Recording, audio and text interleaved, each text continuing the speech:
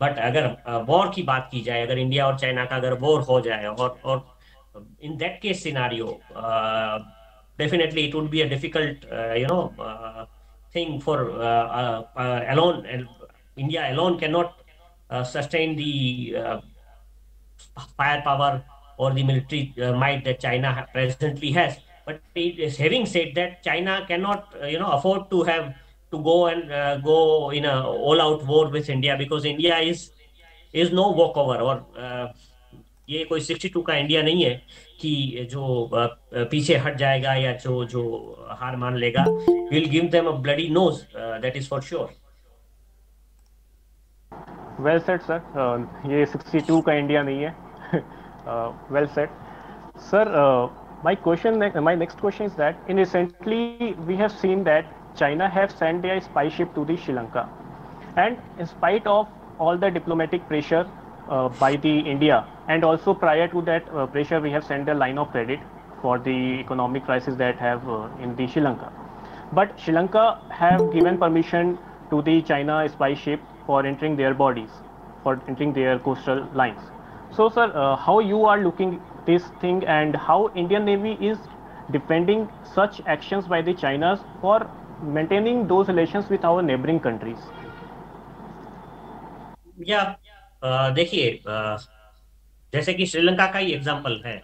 तो we have right before the docking of the Chinese ship, spy ship, we gifted Sri Lankans an aircraft, a Dornier aircraft. It was a gift from India. So, see, diplomacy is a two-way street. और उसमें सिर्फ give give give से नहीं होता है. Diplomacy has to be to both the veg.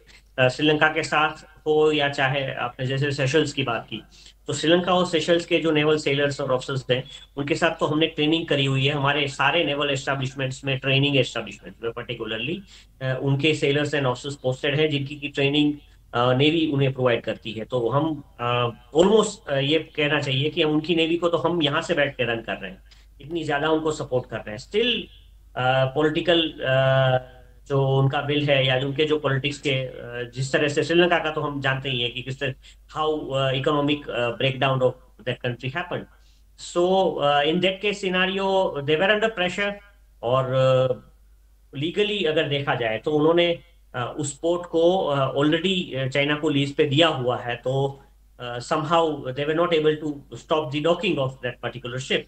On and फिर वही कहूंगा कि दैट ट्रैप, और जिस तरह से उनका मनी माइट है, उस मनी माइट में somehow they succeeded in doing that. और भी कंट्रीज में, ऐसा नहीं है कि सिर्फ श्रीलंका, और भी कई जगह चाइना विल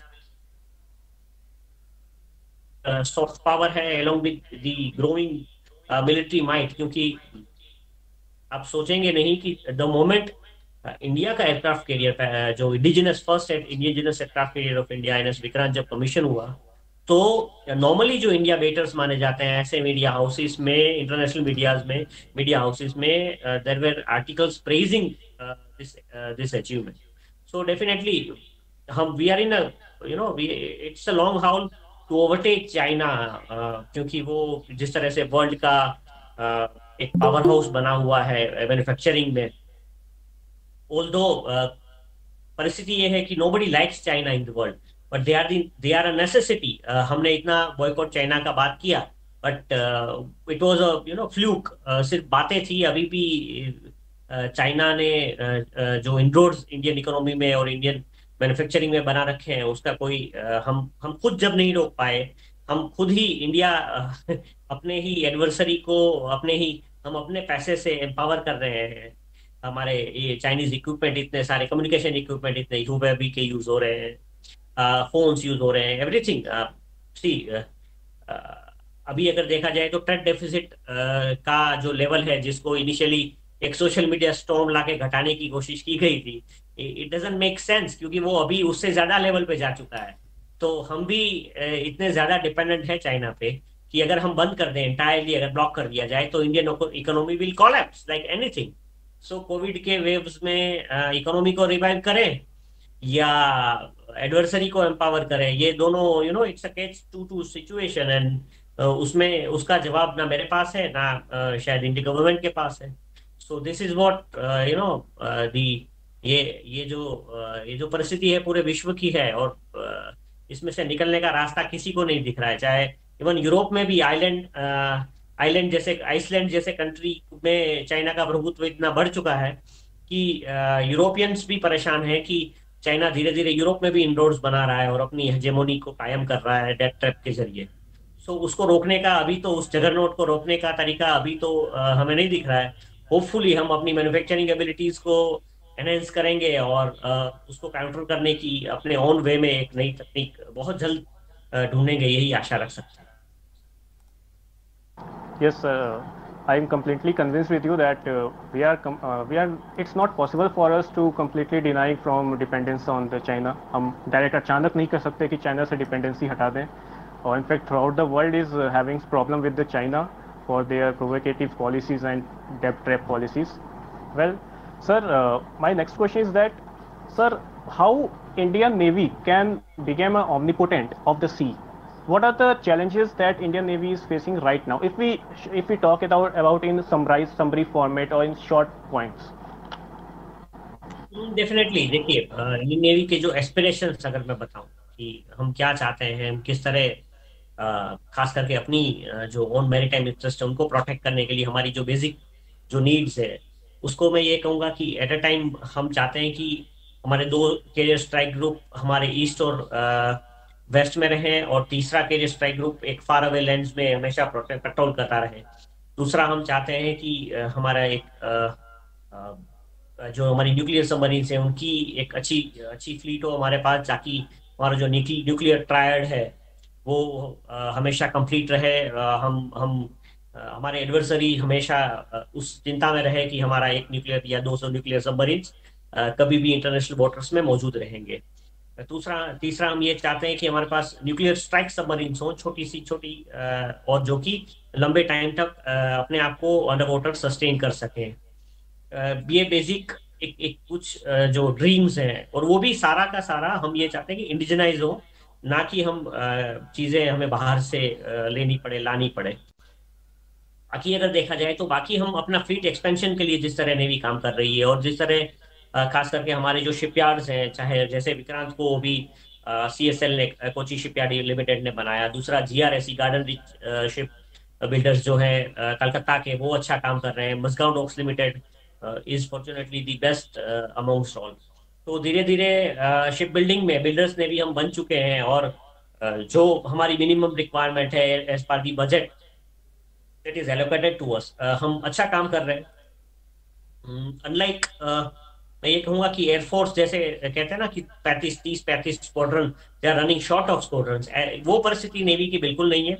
हाँ, ये जरूर है कि जिस तरह से मेरीटाइम ट्रेड बढ़ा है, या जिस तरह से वर्ल्ड इकोनॉमी जो है वो मेरीटाइम इकोनॉमी बन चुकी है, तो उस तरह से हमारी जो प्रेजेंस है, हमारे जो डिप्लॉयमेंट्स हैं वो बढ़ाने पड़ेंगे हमें। उसके लिए हमारी जो फ्लीट शिप्स हैं उनको एनहेंस करना पड़ेगा। शिप्स ज्यादा चाहिए आपको, मैन पावर ज्यादा चाहिए, क्योंकि आप नहीं चाहते कि आपके जो सेलर्स हैं वो हर 6 महीने में या हर साल में उन्हीं सेलर्स का डिप्लॉयमेंट के लिए, लंबे डिप्लॉयमेंट के लिए, 6 महीने और साल के डिप्लॉयमेंट के लिए उन्हीं का नंबर आए और स्ट्रेस बढ़े आपकी सर्विसेज में, या इवन फॉर दैट मैटर आपके मशीनरीज, आपके शिप्स पे स्ट्रेस बढ़े। तो एक होता है ना, एक रोटेशन मेंटेन करना पड़ेगा। उस कंटिन्यूड डिप्लॉयमेंट्स अभी हो रहे हैं, फार अवे डिप्लॉयमेंट्स हो रहे हैं, उनको मेंटेन और सस्टेन करने के लिए, blue water navy true sense में बनने के लिए जिस तरह से हमें ट्रेन मैन पावर तो चाहिए ही चाहिए, साथ में हमें ये चाहिए कि हमारे पास सफिशिएंट नंबर्स में शिप्स हो जो कि इन डिप्लॉयमेंट्स पे हमेशा रह पाए। ये बहुत बड़ा चैलेंज है, और ये पक्का है कि हम अपनी इकोनॉमी, हमारी इंडिया की, सिर्फ navy is not only for से कि वॉर होगा और वॉर लड़ा जाएगा।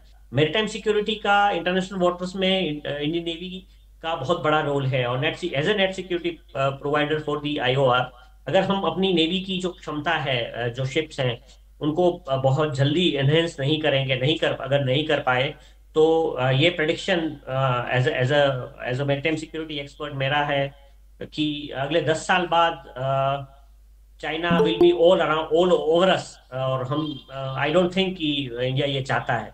तो इकोनॉमी का ग्रोथ तभी संभव है जब हम नौसेना को हम वो बजट एलोकेट कर पाए जो वो डिजर्व करती है, न कि जो प्रेजेंट टाइम पे जो बजट उसे दिया जा रहा है। Yes, sir. Sir, you have spoken that we need the indigenous developed products and the aircraft carrier, or what the weapons we are having. Sir, and every politician and also the geopolitics experts and the defense veterans also just spoken that we need a indigenously developed products. But sir, how the Western power or European unions are also influential the those route of our indigenously developed products, or how they are becoming the hurdles for our development. It's a actually it was a worry for us since long. मैं एक एक करके बताऊंगा किस तरह लोगों ने हमारे प्रोजेक्ट्स को सैबोटेज किया। उसमें Yes, sir. Sure. somewhat जैसे I I will sound bit harsh on this answer. Let me allow it. देखिए सबसे Yes, sir. पहले Please go HAL, ahead. या सबसे पहला प्रोजेक्ट अगर मैं बताऊं तो HAL का ये एयरफोर्स के साथ थोड़ा ज्यादा बुरा हुआ इस मामलों में, इन मामलों में। हिंदुस्तान एरोनॉटिक्स लिमिटेड ने एक मारुत करके एक हवाई जहाज बनाया जो कि स्पीड ऑफ लाइट से उड़ने की कुव्वत रखता था। उसे सैबोटेज किया गया, उस प्रोजेक्ट को पूरा खत्म कर दिया गया, उस डिस्ट्रॉयड लाइक एनीथिंग। उसके लिए कई हमारे लोग भी जिम्मेवार हैं। मेरे कुछ सीनियर्स तो ये तक कहते हैं कि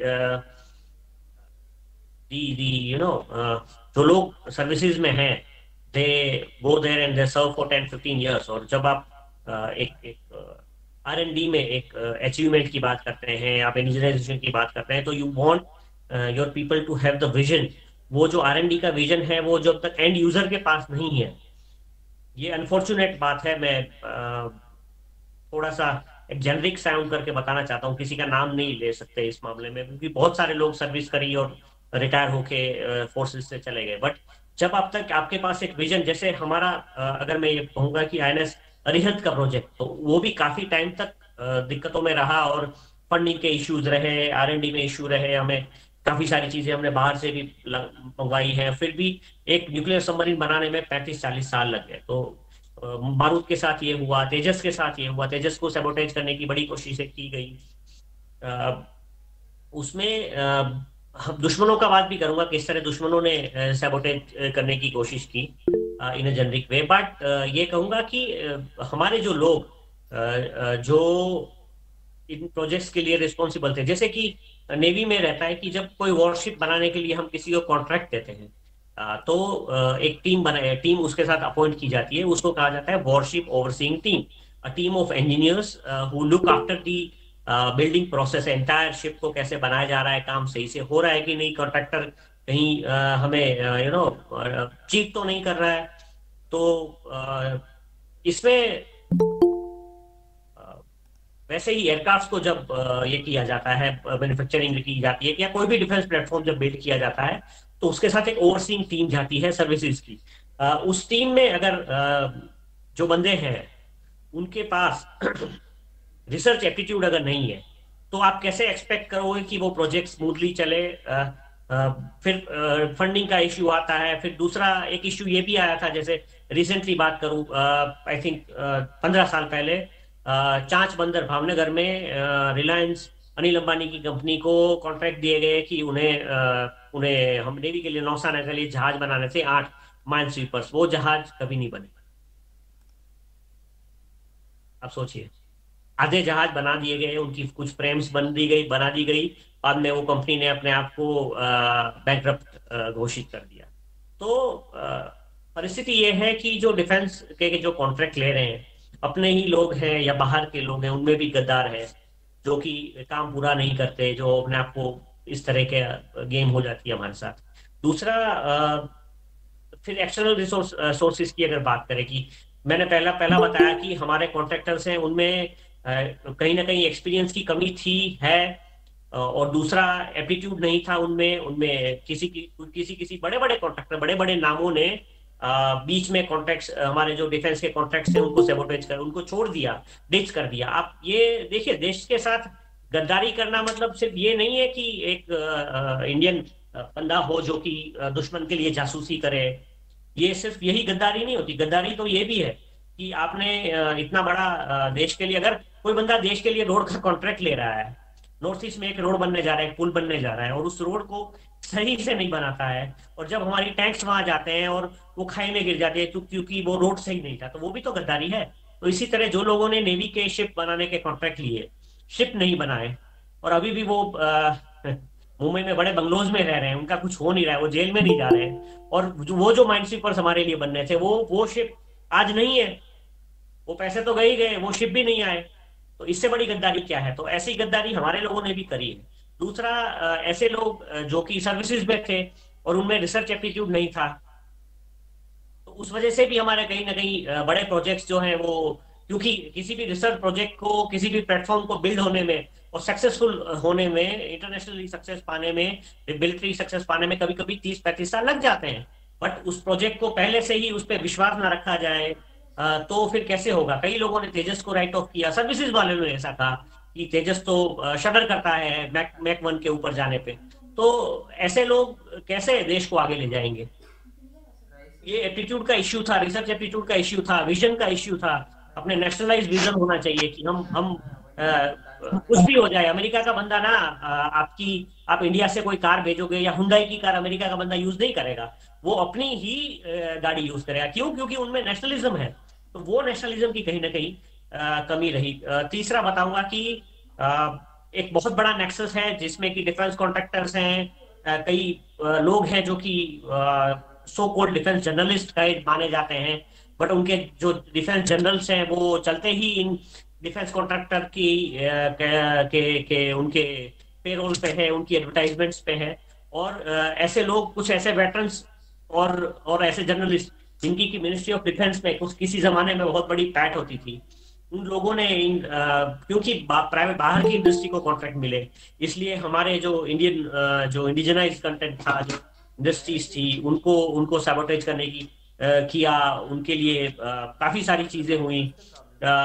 सीआईए का एक रिपोर्ट ऑनलाइन अभी डिक्लासिफाई होकर अवेलेबल है, अनक्लासिफाइड रिपोर्ट पड़ा हुआ है, जो कि टॉप सीक्रेट था किसी जमाने में। वो बताता है कि 80s में क्योंकि हम सोवियत आर्म्स को यूज करें, आर्म्स एम्यूनिशन, जहाज, एयरक्राफ्ट यूज करें, इसके लिए सोवियत रशिया ने किस तरह 80s में गवर्नमेंट्स को, सीनियर ब्यूरोक्रेट्स को, मंत्रियों को खरीदा। तो it's a long history, it's like beating around the Bush. But अभी प्रेजेंट डिस्पेंसेशन जो है, प्रेजेंट गवर्नमेंट जो है, मैं यही कहूंगा कि नॉट बीइंग अ भक्त, बट प्योरली on a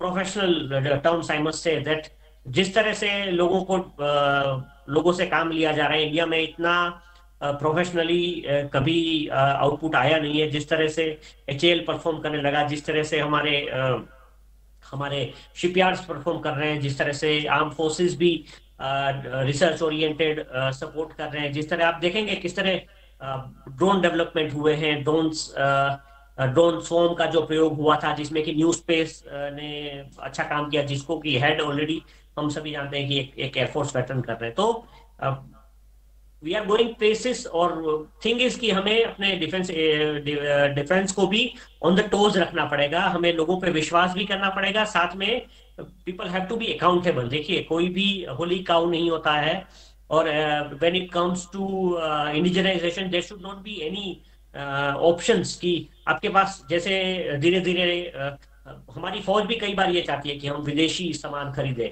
और परिस्थिति ये हो जाती है कि उनको फिर जैसे राजनाथ सिंह जी धीरे धीरे डिफेंस का एक लिस्ट निकालते हैं, रेगुलरली उसको अपडेट किया जाता है कि ये चीजों को इंपोर्ट नहीं किया जाएगा, इन्हें इंडिया में ही आपको बनाना है। तो ये चीजें काफी अच्छा है, ये पुश देती है इंडिजिनाइज इंडस्ट्री को। और definitely over a longer period of time, जब खास करके अभी आप देख सकते हैं कि पिछले कुछ सालों से चाहे कितना ब्रोह हुआ हो in the Rafale deal, but supreme court has also said कि इसमें कहीं भी कोई भी बोफोर्स वाला कांड हुआ नहीं था, यहाँ कोई चाचा कोटरोजी, मौसा कोटरोजी इन्वॉल्व नहीं था। तो डिफेंस जो डील्स है वो काफी पारदर्शी हो चुकी हैं। हमारी जो defence industry, Indian defence industry, उसको काफी ये कह सकता हूँ कि वेग मिल रहा है, और definitely future is bright for us. बस हमें फेस रखना पड़ेगा और इसी तरह से सिस्टम को टाइट करके रखना चलना पड़ेगा, तभी रिजल्ट्स मिलेंगे। प्रोफेशनलिज्म से रिजल्ट्स मिलेंगे। केवल और केवल बातों से जैसे पहले होता था वैसे नहीं चलेगा। अभी things have change in a big way and we are going ahead with a bang.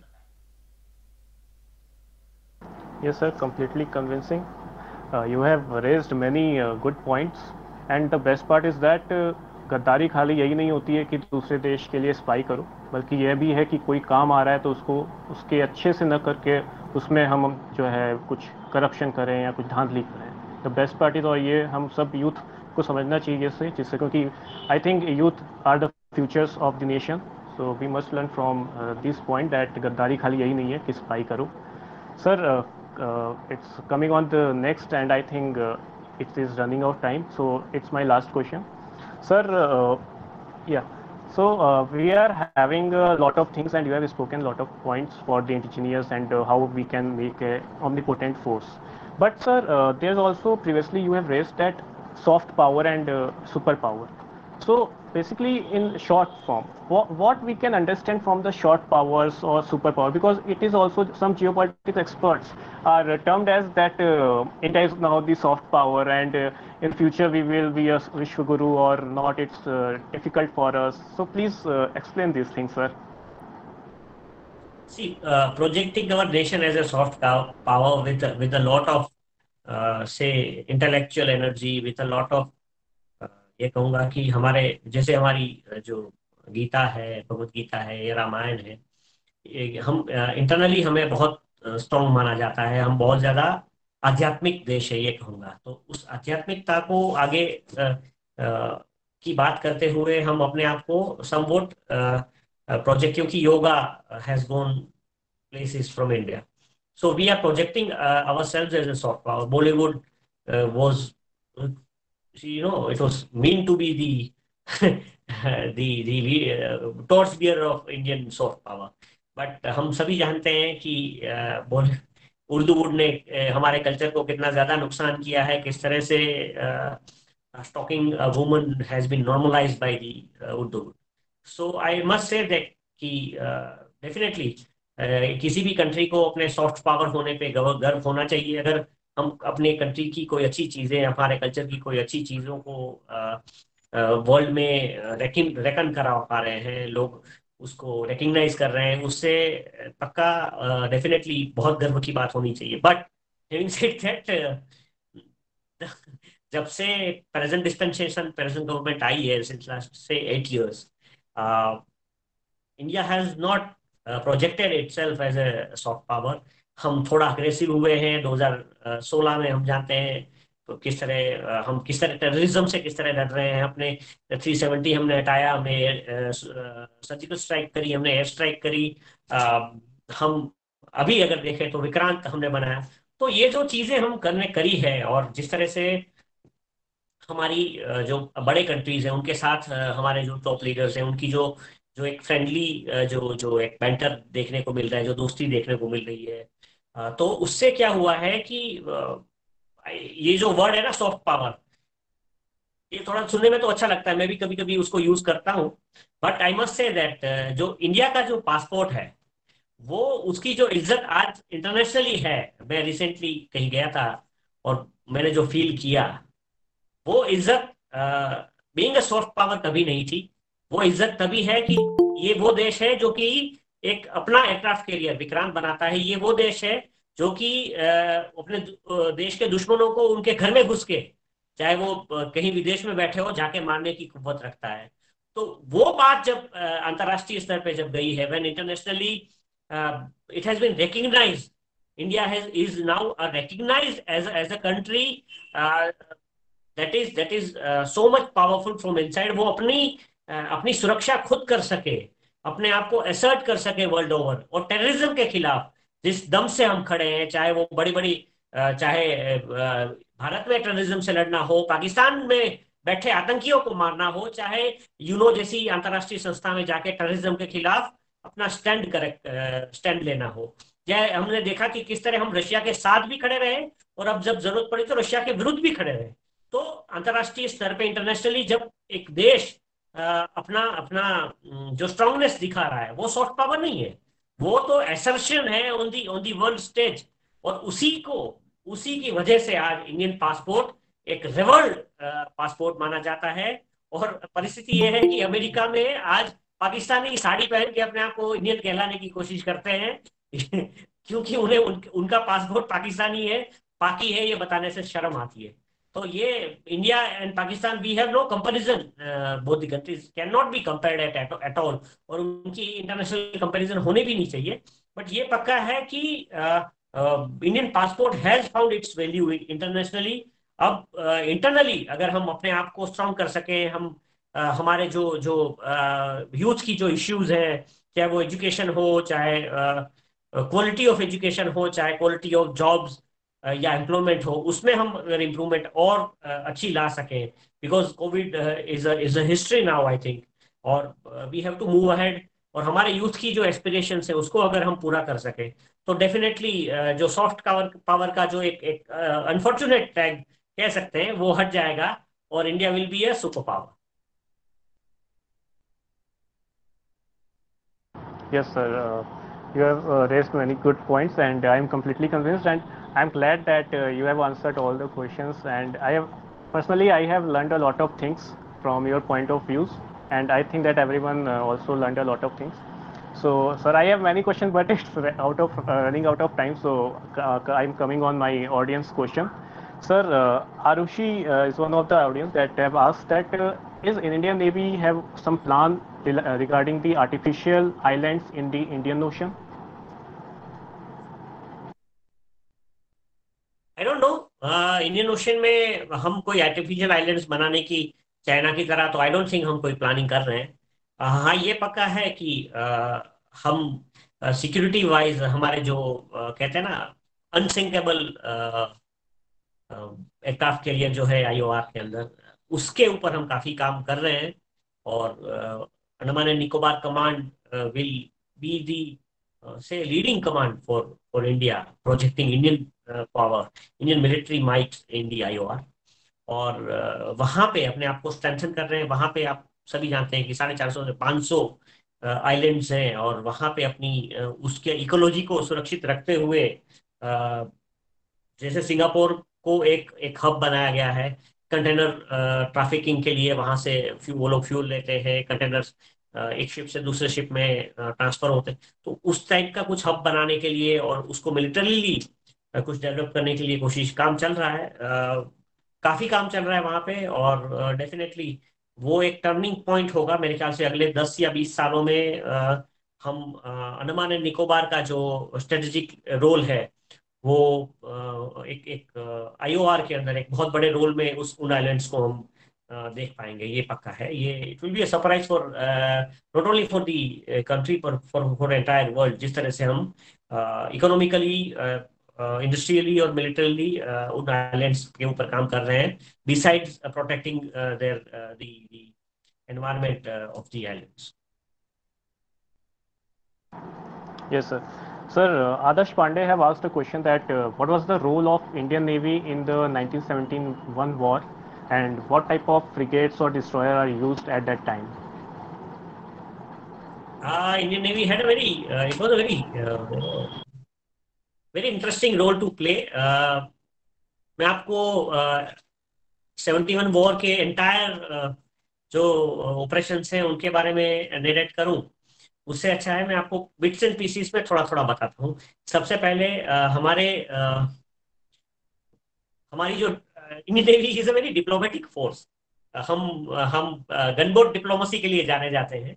We had Russian gun boats during the 1971 war, और उन गन बोट्स को टो करके, क्योंकि उनके वो गैस टरबाइन से चलती थी और उनकी जो फ्यूल कैपेसिटी है वो इतनी नहीं थी कि वो पाकिस्तान जाए, हमला करे और वापस आए, तो हम हमारे पेटिया क्लास के जहाज से उनको टो करके लेके गए पाकिस्तान के पास में। उन पाकिस्तान पे हमला किया, कराची पे हमला किया, कराची हार्बर को डिस्ट्रॉय किया, फिर वापस आए, 2 दिन बाद फिर गए, फिर हमला किया, फिर उसको डिस्ट्रॉय किया, उसका उसके जो ऑयल फील्ड्स थे उन पे हमला किया, जो कि 15 दिन 20 दिन तक फिर जलते रहे। ये हाल हो गया था पाकिस्तान का। तो ये हमने किया था वेस्टर्न सी बोर्ड में, जहाँ पे सौराष्ट्र के जो पोर्ट से वहां से हमने हमला किया था। एक हमला मंगरोल से हुआ था, एक ओखा से हुआ था। तो उसमें हमारी ये जो डिप्लोमेटिक हमारे जो स्टेप्स थे, उन्हें गनबोट डिप्लोमेसी के नाम से जाना जाता है। It's a very this two operation trident और एक ऑपरेशन है, वो दोनों बहुत फेमस ऑपरेशन हैं इंडियन नेवी के, वेस्टर्न सी बोर्ड के। अब ईस्टर्न सी बोर्ड की बात करी जाए तो बहुत वेल नोन कुछ ऑपरेशन है जिसमें कि विराट इन्वॉल्व था। विराट के ऊपर से जो जो हवाई जहाज जो ऑपरेट हो रहे थे वो इन्वॉल्व थे। विराट को मारने के लिए जब पीएनएस गाजी को भेजा भेजा गया, तो किस तरह आईएनएस राजपूत ने गाजी को डेथ चार्जेस और ये मार के डुबा दिया विशाखापट्टनम हार्बर में। ये बहुत फेमस ऑपरेशन रहा है। तो इन तीसरा सबसे इम्पोर्टेंट ऑपरेशन जो था, जिसमें कि कोई बड़े बड़े शिप्स इन्वॉल्व नहीं थे, हमने नौसेना के जो डाइवर्स थे उन्होंने अ, बांग्लादेश की जो जो लड़के थे उनको ट्रेन किया, उनको डाइवर बनाया। और कुछ ऐसे अंडर वाटर ऑपरेशंस उन्होंने किए जिससे कि पाकिस्तान के जहाजों को उनके उनके उनको तोड़ा गया, माइंस लगा लगा के तोड़ा गया। एक इसके ऊपर संदीप उन्नीथन ने आई थिंक एक बुक लिखी है बहुत अच्छी, उसको आपको पक्का पढ़ना चाहिए। तो ये जो ट्राइडेंट हो गया, ये गाजी के जो हमने हमला किया वो, और ये कि तीसरा जो बांग्लादेश के ऊपर जो हमारे डाइवर्स हैं, नेवी की, इंडियन नेवी के डाइवर्स, उन्होंने बांग्लादेशियों को ट्रेन किया और मुक्ति सेना के ड्राइव मुक्ति योद्धास को उन्हें डाइविंग की ट्रेनिंग दी। क्योंकि आप आई थिंक आप लोग जानते होंगे, अगर हमारे में कोई बंगाली अगर है तो बंगालीज एंड उड़ियास, ये this two are very good swimmers. क्योंकि मेनली वो हुबली में तैरे रहते हैं, तो हुबली मतलब गंगा जी, गंगा जी का जो फ्लो है बहुत तेज रहता है, उसमें तैरा हुआ आदमी बहुत अच्छा स्विमर होता है। तो उन बंगालीज को ट्रेन करके उन्होंने मुक्ति योद्धास को ट्रेन करके एक कोवेट ऑपरेशन चला गया जिसे ऑपरेशन एक्स कहा गया। और उस ऑपरेशन एक्स की बहुत अच्छी इंटरव्यूइंग डिटेल के ऊपर एक पुस्तक भी है जो कि आई मस्ट रिकमेंड कि आप लोगों को पढ़ना चाहिए। जी। Yes, sir. That the book that you have told us, that Operation X, I have read that book, and it was really very fantastic book. And in fact, I would like to recommend you all audience that you must go for the Operation X. Sir, last question I am taking from the audience, and it's regarding the Agniveer. So his question is that we are having as the conventional way of inducting the manpower, and now we are inducting the Agniveers. So is there any effect? Is there any impact on the any force? I will take any force: Indian Navy, Indian Army, and Indian Force. मैं frankly कहूंगा आयुष और अनिमेश और सभी दोस्तों को जो यहाँ present है, क्योंकि ये लास्ट क्वेश्चन है, इसमें मैं Yes, sir. कुछ छुपाना नहीं चाहता। सबसे पहली बात कि जब मेरा आज तक में जब इंटरव्यू इसी के ऊपर 1 घंटे का भारत तक करके उनका एक पोर्टल है, आप शायद वो इंटरव्यू ऑनलाइन यूट्यूब पे अवेलेबल भी है, मेरे ख्याल से शायद नहीं है। उसमें मैं और एक जनरल साहब थे, हम दोनों को अग्निवीर के ऊपर ओपिनियन देने को कहा गया। और वो it was on the on Wednesday, Agniveer was announced I think after, वो मेरे डिबेट के 7 दिन बाद। तब तक मुझे कोई प्राइमा फेसी कोई इन्फॉर्मेशन नहीं थी ना नौसेना से। यूजुअली ये रहता है कि हम लोग जो है हमें ब्रीफ मिल जाती है, but I was brief, so I was somewhat against it. काफी सारे पॉइंट्स थे जो कि were not convincing enough, but उसके बाद में I went to Delhi and met a few honchos, नाम नहीं कहूंगा, नेवी के हमारे काफी लोगों से मिला मैं, उनसे काफी बात हुई, डिस्कशन हुआ। एंड आई वॉज सेटिस्फाइड कि मैंने एक आर्टिकल भी लिखा है, आप ऑनलाइन अवेलेबल है, आप पढ़ सकते हैं अग्निवीर के ऊपर, अग्निपथ के ऊपर, कि सर्विसेज के रिक्रूटमेंट की बात करी जाए तो नौसेना, वी हैव ऑलवेज ये आंसर थोड़ा लॉन्ग है, आप लोग थोड़ा सा 5 मिनट लगेगा मुझे, मैं थोड़ा डिटेल में समझाता हूँ कि नौसेना ने अपनी रिक्रूटमेंट की जो प्रोसेस है Yes, वो sir. हमेशा टाइम एंड अगेन चेंज की है, अपडेट करी है। अगर बात करी जाए कि हम पीछे जाए, नौसेना जो है रॉयल इंडियन नेवी से अपने अपना जो लीनियज है वो पाती है। रॉयल इंडियन नेवी ने के 2 पार्ट बने, एक इंडियन नेवी बनी, दूसरी पाकिस्तान नेवी बनी। कुछ जहाज हमारे पास उन्होंने छोड़े, कुछ जहाज उन्होंने दे दिए पाकिस्तान को। वैसे ही सेलर्स का भी बंटवारा हुआ, जो मुस्लिम्स थे और वहां जाना चाहते थे वो चले गए, और काफी लोग यहाँ रह गए, वो इंडियन नेवी में रह गए। तो इस तरह नेवी बनी। तो वो लीनियज हम वहां से पाते हैं। तो रॉयल इंडियन नेवी को जब एनविसाइज किया गया तो बॉयज नेवी की बात होती थी। बॉयज रिक्रूटमेंट होता था, मतलब लड़कों को 15 साल की एज में लिया जाता था। बाद में उन्हें सर्विसेज में आफ्टर 17 उन्हें इंडक्ट कर दिया जाता था। 15 से 17 उनकी ट्रेनिंग पीरियड गिना जाता था, जिसपे उन्हें सैलरी की वजह स्टाइपेंड मिलता था। तो बॉयज नेवी की बात तब रिक्वायरमेंट जो थी, क्योंकि मशीन वाले इंजन वाले शिप्स धीरे धीरे तो आने लगे थे, बट आपको एक एक जेक्टार कहा जाता है सेलर्स को, सीमेन को जेक्टार कहा जाता है, कि उसको फिजिकली फिट होना चाहिए। क्योंकि शुरू के जो शिप होते थे RIN के या रॉयल नेवी के, उसमें रिगिंग काफी होता था, रस्से खींचना, आपको सेल्स से चलने वाले शिप होते थे। फिर इंजन तो आए, बट कोल टार से चलने वाले इंजन, मतलब पेट्रोल या डीजल से नहीं, बट काला, पहले कोयला, कोयले के बाद फिर क्रूड ऑयल आया। और लकड़ी के बने जहाज होते थे, जिनके डेक्स को क्लीन करने के लिए यू वांट, कई लोगों ने पायरेट्स ऑफ द कैरेबियन देखी होगी, तो देखा होगा उसमें वो जो सेलर्स हैं वो किस तरह डेक को रगड़ते, लकड़ी को रगड़ते रहते हैं। तो सेलर्स को ना जेक्टार की तरह फिजिकली बहुत टफ होना, फिट होना पड़ता था। मतलब आप अ, ये समझ लीजिए कि अगर ऑन ऑन स्केल 1 to 10 अगर आप फिटनेस की बात करें, तो आप आर्मी के एक पैरा कमांडो को 1 पे रख सकते हो, और 10 पे आपको एक सेलर को रखना पड़ेगा। उस लेवल की फिटनेस आपको एक सेलर में चाहिए, और उसको वो फिटनेस मेंटेन करनी है इन सी स्टेट 6, कि जहाज, जब आपका जहाज लेफ्ट से राइट हो रहा है या पिच कर रहा है, रोल कर रहा है, उस समय उसको वो फिटनेस अपनी प्रूव करनी है। बिकॉज उसके लिए, उस सेलर के लिए देर इज नो ऑप्शन कि सी सिकनेस हो रही है तो वो जहाज को जो चलना, उसकी जो ऑपरेशनल जो रिक्वायरमेंट है, वो कमिटमेंट है, वो पूरा नहीं कर पाए। उस लेवल की फिटनेस आपको चाहिए थी। पर धीरे धीरे जैसे हम इंजिन्स की तरफ गए, जैसे जितने ज्यादा मैकेनाइज्ड होते गए, उस तरह से उनको जो फिजिकल फिटनेस है, या फिजिकल टफनेस, मैं कहूंगा, फिटनेस नहीं, fitness will always be there in any soldier, sailor और आर्मैन, बट जो टफनेस लेवल है वो धीरे धीरे नीचे आता गया। आपको बंदा ज्यादा इंटेलेक्चुअली एम्पावर्ड चाहिए, क्योंकि उन धीरे धीरे मशीनरीज जो है वो ज्यादा टेक्निकली यू नो डिफिकल्ट आती, टेक्निकल डिफिकल्टीज बढ़ती गई। तो नेवी ने फिर अपने आप को, मॉडर्न नेवी नेवी ने रिक्रूटमेंट पैटर्न को चेंज किया, आर्टिफिशियल अप्रेंटिस लिए, पढ़े लिखे लोग लेने लगे। 40s वर्ल्ड वॉर के बाद जो पढ़े लिखे लोग थे, उन्हीं पढ़े लिखे लोगों का जब डीमोबिलाइजेशन करने लगे, ब्रिटिश नेवी ने, रॉयल इंडियन नेवी ने ऐसा कहा कि अभी हमें इतने सारे बंदे नहीं चाहिए, तो काफी सारे लोगों को डीमोबिलाइज किया गया, उनको सर्विस से निकाल दिया गया। और उन 2 सालों में काफी ज्यादा असंतोष बढ़ गया। उस बढ़े हुए असंतोष की वजह से सब जानते हैं कि 46 में नौसेना विद्रोह भी हुआ। तो पढ़ी लिखी फौज थी। उसके बाद में फिर रिक्रूटमेंट पैटर्न जो है, इंडिया जब इंडिपेंडेंट हुआ तो 70s तक वही चलता रहा, बॉयज नेवी का पैटर्न चला। एक तरफ सेलर्स में बॉयज लिए जाते थे, अप्रेंटिस में आर्टिफिशियर्स अप्रेंटिस 10th पास लिए जाते थे। फिर 73 आते आते नेवी ने कहा कि नहीं भाई, हमें चेंज करना है पैटर्न, हम मैट्रिक एंट्री रिक्रूट्स लेंगे। तो फिर उन्होंने मिनिमम जो एंट्री क्वालिफिकेशन है उसको मैट्रिक कर दिया। वो 76 से लेके आई थिंक 2000 तक वो चला, मैट्रिक एंट्री रिक्रूट्स को रिक्रूट किया गया।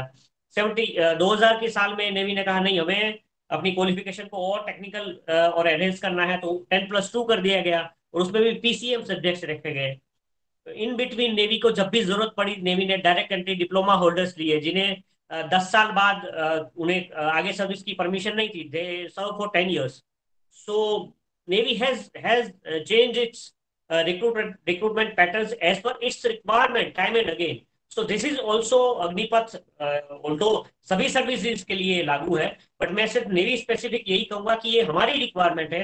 हम चाहते हैं कि एक बंदे को एक लॉन्ग रन मिले, जो कि सर्विस में परमानेंटली रुक जाए। तो 4 साल बाद जो भी 20-25% लोग लड़के जो रुकेंगे, नेवी ये चाहती है कि वो, मैं पर्सनली ये जो मैं कह रहा हूँ, ये फ्रॉम द टॉप है, ये मान लीजिए, नेवी ये चाहती है, ये मेरे वर्ड्स नहीं है, नेवी के वर्ड्स है, ये समझ के चलिए। और नेवी की ये रिक्वायरमेंट है। हम नहीं चाहते कि नेवी को मनन भट्ट की रिक्वायरमेंट के अनुसार बनाया जाए, या आयुष या अनिमेश की रिक्वायरमेंट के अनुसार नौसेना को बिल्ड किया जाए। नौसेना is a national security matter, उसे हम हमें नेवी की रिक्वायरमेंट की, नेवी की जो जो जो जरूरत है उस हिसाब से बिल्ड कर रहे हैं हम लोग।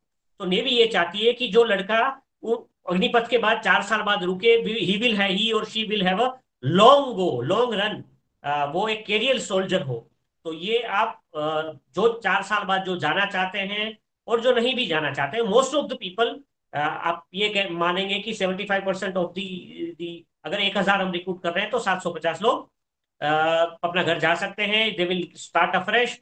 और जो रुकेंगे, जो जो लोग रुकेंगे, they will most in all probability will be career soldiers. और नेवी को कैरियर सोल्जर्स की, एक्सपीरियंस सोल्जर्स की सबसे ज्यादा जरूरत है। Retention is a major major issue for for a technical service like navy.